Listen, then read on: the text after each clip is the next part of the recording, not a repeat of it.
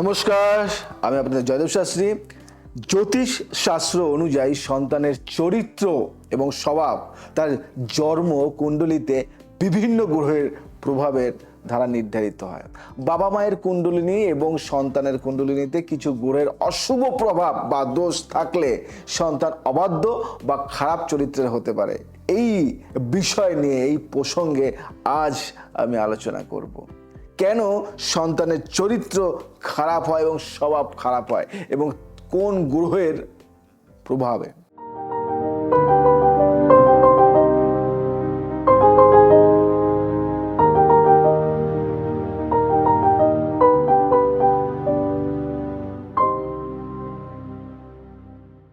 সন্তানের চরিত্র স্বভাবের উপর গ্রহগুলির প্রভাব বিস্তার করে কারা কারা? যেমন ধরো চন্দ্র মানে মন। চন্দ্র মন এবং আবেগকে নিয়ন্ত্রণ করে। চন্দ্র দুর্বল হলে সন্তান আবেগপ্রবণ, অস্থির মনা বা নেতিবাচক মানসিকতার হতে পারে। দোষের ফলে কি হয় জানো তো? সন্তানের মধ্যে সহমর্মিতা বা মানবিক গুণের অভাব থাকে। এগুলি জানা দরকার।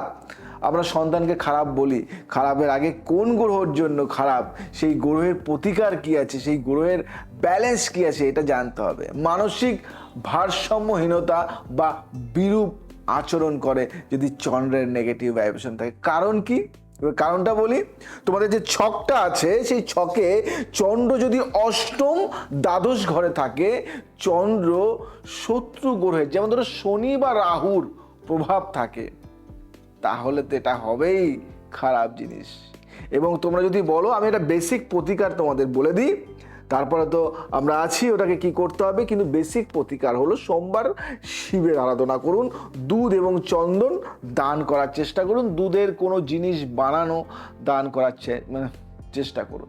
এবার যদি বলি বৃহস্পতি, জুপিটার, হ্যাঁ বৃহস্পতি প্রভাবটা আমি বলবো, বৃহস্পতি সন্তানের শিক্ষা, নীতি এবং সৎ চরিত্র নিয়ন্ত্রণ করে। বৃহস্পতির দুর্বল হলে সন্তান নৈতিকতা হারায়। দোষের ফলে কি কি হতে পারে সেগুলো জানা দরকার। নৈতিকতার অভাব, দুর্নীতি এবং অন্যায় কাজে লিপ্ত হওয়া, গুরুজনদের অমান্য করা। কারণটা কি? কারণটার কথা যদি না বলি তাহলে কি হয়? কারণ হলো বৃহস্পতি যদি অষ্টম ঘরে বা ক্ষয় স্থানে থাকে। এবার বলি ক্ষয় স্থান। বৃহস্পতি যদি অষ্টম ঘরে বা ক্ষয় স্থানে থাকে, রাহু বা কেতুর সংযোগে বৃহস্পতি, বুঝতে পারলে? এবার রাহু বা কেতু সংযোগে যদি বৃহস্পতি থাকে, প্রতিকারটা একটা বেসিক প্রতিকার, একটা মন্ত্র জপ করতে পারো। ওম বৃহস্পতয়ে নমঃ, বৃহস্পতয়ে নমঃ। বৃহস্পতিবার গুরু ও ব্রাহ্মণদের খাবার দিন, বা রাস্তায় যদি কোনো গরু যায় সেই গরুকে খাবার দেওয়ার চেষ্টা করুন। শুক্র সন্তানের ভোগবিলাস এবং জীবনযাপনের পদ্ধতিকে নির্দেশ করে। শুক্র দুর্বল হলে সন্তান বিলাসিতার প্রতি আসক্ত হয়। এবার দোষের ফলে কি হতে পারে? সন্তান চরিত্রহীন হতে পারে, বুঝতে পারলে? মাদক বা অন্য ধরনের নেশায় আসক্তির প্রবণতা।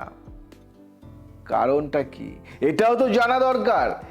এই রকম তথ্য হয়তো আগে আপনি শোনেননি, অ্যাস্ট্রোলজার জয়দেব শাস্ত্রী যে চ্যানেলে কিন্তু শুনেছেন।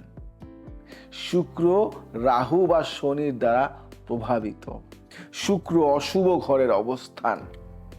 প্রতিকার কি হতে পারে? একটা রেমেডি, সহজ রেমেডি বা টোটকা।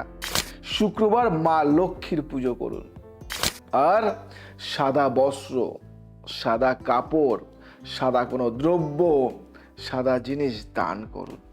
মঙ্গলটা হলো কি? সাহস, শক্তি এবং আক্রমণাত্মক মনোভাব নির্দেশ করে। মঙ্গল খারাপ হলে সন্তান হিংস্র বা উগ্র স্বভাবের হতে পারে। কি দোষের ফলে হয় এটা? রাগ, হিংস্রতা, ঝগড়া বা অপরাধমূলক কার্যকলাপে জড়ানো। এবার বলি কেন হয়, কিসের জন্য হয়, সবই তো বললাম। কারণটা বলি। কারণটা হলো মঙ্গল তোমাদের যে ছকটি আছে, যে ঘরটি সুদর্শন চক্র, ধরো মঙ্গল অষ্টম বা দ্বাদশ ঘরে থাকলে, মঙ্গলের উপর শনি বা রাহুর দৃষ্টি থাকলে এই সমস্যাগুলি হয়। এর প্রতিকার কি হতে পারে? বেসিক, মঙ্গলবার হনুমানজির পূজা করুন, লাল চন্দন এবং লাল ফুল দান করুন, দারুণ রেজাল্ট পাবেন।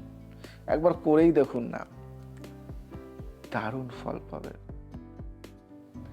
এবার বলি, যার কথা না বললেই নয়, সেটা হলো রাহু। রাহুর প্রভাবে, রাহু সন্তানের আচরণে বিভ্রান্তি এবং অসৎ চরিত্র হতে পারে।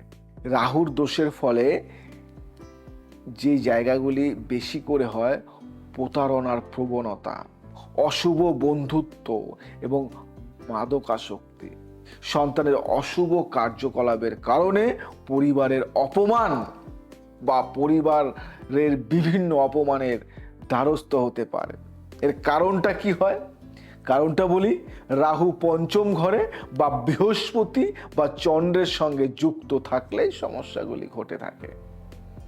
এত সুন্দরভাবে বলে না। জয়দেব শাস্ত্রী বারংবার বলার চেষ্টা করে শুধু এটাই, যে তোমাদের যেন বুঝতে কোনো অসুবিধা না হয়। একটা ছোট্ট ঘরোয়া একটা প্রতিকার দিয়ে দিই, একটা মন্ত্র দিয়ে দিই। ওং রাহুবে নমঃ। শনিবার কালো তিল এবং লোহার কোনো জিনিস দান করুন। কেতু সন্তানের মধ্যে আধ্যাত্মিক বিভ্রান্তি এবং একগুঁয়েমি সৃষ্টি করতে পারে। করবো না তো করবো না, যাবো না তো যাবো না, এটা হয় না, এটা ভুল, এটা হচ্ছে না, না এখানে যাবো না। কি দোষের জন্য হয় এগুলি? সন্তান আত্মকেন্দ্রিক, একগুঁয়ে এবং পরিবারের নিয়মে বিরোধী হতে পারে। তুমি খুব ঈশ্বর মানো, ঠাকুরের খুব আরাধনা করো, কিন্তু তোমার সন্তান করবে না, পছন্দ হয় না, বিশ্বাস করি না, ভালো লাগে না, মানে ও সব জানে, এরকম একটা ব্যাপার। কারণ কেতু পঞ্চম বা দ্বাদশ ঘরে থাকলে, কেতু পঞ্চম বা দ্বাদশ ঘরে থাকলে এই ঘটনাটা ঘটবেই। মিলিয়ে দেখো না তোমাদের ছকটা, জয়দেব শাস্ত্রী বলছে তো। প্রতিকার, কেতুর একটা মন্ত্র দিয়ে দিই, ওং কেতুবে নমঃ বা ওং কেতুবায় নমঃ, এটা করুন। আর আপনার গৃহপালিত কুকুর বা পাড়ার কুকুর বা রাস্তার কুকুর, যাকে পারেন কিছু খাবার দিন, যা আপনার মনে চায়, দারুণ রেজাল্ট পাবেন, অসাধারণ ফল পাবেন। আর একটা হাউস কি করবেন, পঞ্চম ঘর। পঞ্চম ঘরটা দেখতে হয়, জ্যোতিষশাস্ত্রে পঞ্চম ঘর সন্তানের ঘর হিসেবে বিবেচিত। পঞ্চম ঘরে বা এর মালিক গ্রহের উপর শনি, রাহু বা কেতুর প্রভাব থাকলে সন্তান খারাপ চরিত্রের হতে পারে। যদি পঞ্চম ঘরের মালিক শত্রু গ্রহের সঙ্গে যুক্ত হয় বা অশুভ গ্রহের দ্বারা প্রভাবিত হয়, তবে সন্তান সমস্যা সৃষ্টি করতে পারে। এইভাবে কিন্তু কেউ বলবে না। এর প্রতিকার কি হতে পারে? প্রতিকারটা বলে দিই, ছোট্ট প্রতিকার। পঞ্চম ঘর এবং তার মালিক গ্রহকে শক্তিশালী করার জন্য, মানে আমাদের কাছে আমরা যেভাবে তোমাদেরকে বলবো সেইভাবে তোমরা কিছু প্রতিকার সংগ্রহ করতে পারো। দৈব প্রতিকার স্টোনের মাধ্যমে করতে পারো। এবং অভিভাবকের কুণ্ডলীর প্রভাবও কিন্তু থাকে। এবার বলি লগ্ন, বাবা মায়ের লগ্নে রাহু কেতুর প্রভাব থাকলে সন্তান অবদ্ধ বা অসৎ হতে পারে। পঞ্চম ঘর, যদি পঞ্চম ঘরে শনি, রাহু বা কেতুর অশুভ প্রভাব থাকে, তবে সন্তান খারাপ চরিত্রের হতে পারে। এটা কিন্তু মাথায় রাখবে। এই জিনিসগুলি তোমাদের কিন্তু অবশ্যই জানা দরকার, কারণ এই জিনিসগুলি জানলে তোমাদের সন্তানটা অনেকটাই মানুষ হবে এবং তোমাদের সন্তানের অনেক কিছু সমস্যার সমাধান করতে পারবে। না হলে শুধু শুধু সন্তানের দোষ দেবে। সন্তানের দোষ না, সন্তানের চরিত্রের উন্নতির জন্য প্রতিদিন গায়ত্রী মন্ত্র জপ করো।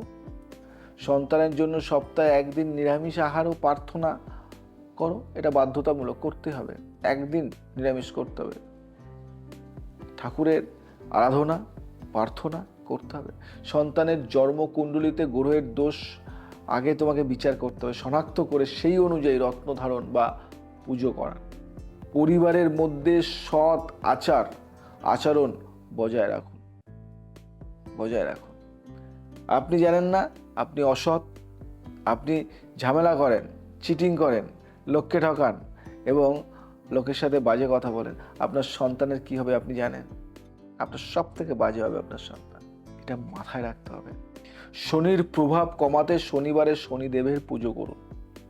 রাহুকেতুর দোষ মুক্তির জন্য কালসর্প দোষ নিবারণের পূজা করুন। বৃহস্পতিকে শক্তিশালী করতে প্রতিদিন গরুকে হলুদ ডাল খাওয়ান। এটা মাথায় রাখবেন। এই ছোট্ট ছোট্ট টোটকা আপনাকে হয়তো কিছুটা ভালো ফল দেবে এবং সমস্যার সমাধান করতে হলে একজন জ্যোতিষের প্রয়োজন, একজন তান্ত্রিকের প্রয়োজন। সেটা আপনি ভালো বুঝবেন। আপনি কি করবেন? এখনও কি বসে থাকবেন, না আপনার সন্তানের ভালো মন্দ ঠিক করবেন? সন্তান যদি খারাপ আচরণ বা চরিত্রের অধিকারী হয়, তবে তার পেছনে জ্যোতিষশাস্ত্রের দৃষ্টিতে বিভিন্ন গ্রহের প্রভাব দায়ী হতে পারে। সঠিকভাবে কুণ্ডলিনী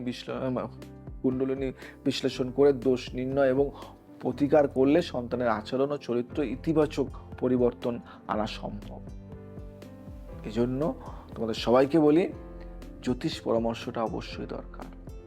একজন অভিজ্ঞ জ্যোতিষ পারে তোমাদের এই সন্তানের দোষ গুণগুলি, গ্রহর যে তোমাদের ছক কুণ্ডলিনী, তার যে নেগেটিভ ভাইব ব্যালেন্সটা করতে পারে।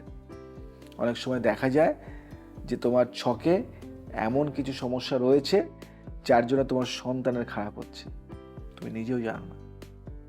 এগুলো আমরা বিচার করি।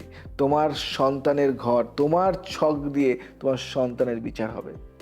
তোমার ছকের যে জায়গাগুলি যদি ভালো থাকে, তাহলে সন্তানও ভালো থাকবে। তোমারটা বিচার হবে, তারপরে সন্তান।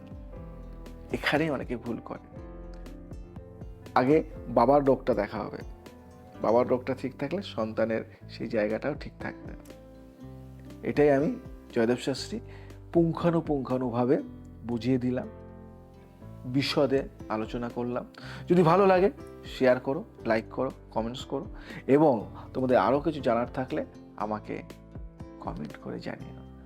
আজ আসি, আবার আসবো নতুন কিছু নিয়ে।